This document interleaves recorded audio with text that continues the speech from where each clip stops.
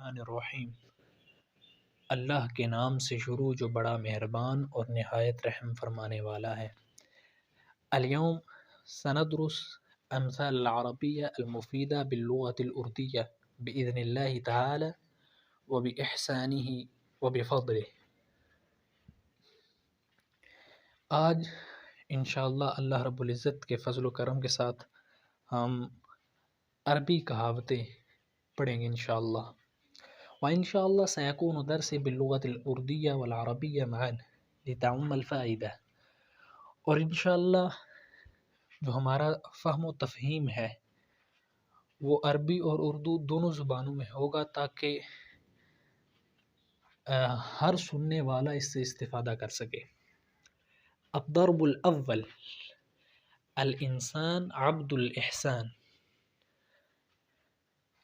الانسان عبد الاحسان، انسان احسان کا غلام ہے۔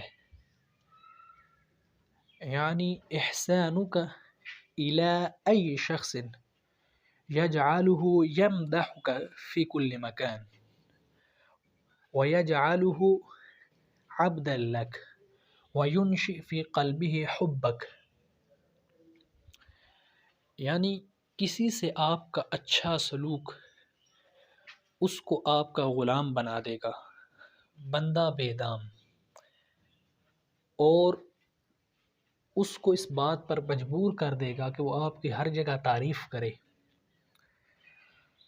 والضرب الثانی، من صبر ظفر، من صبر ظفر، جس نے صبر کیا کامیاب ہوا، جس نے صبر کیا کامیاب ہوا۔ لأن الصبر مفتاح النجاح، کیونکہ صبر کامیابی کی کنجی ہے۔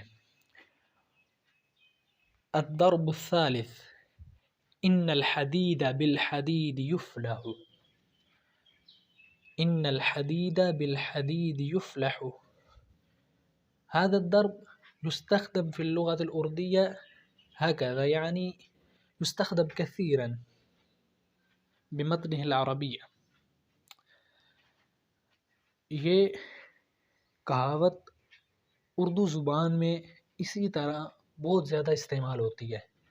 اس کا ترجمہ ہے لوہا ہی لوہے کو کاٹتا ہے، لوہا ہی لوہے کو کاٹتا ہے۔ الضرب الرابع، رضا الناس غایة لا تدرک، رضا الناس غایة لا تدرک، لوگوں کو خوش کرنا ممکن نہیں، لوگوں کو خوش کرنا ممکن نہیں۔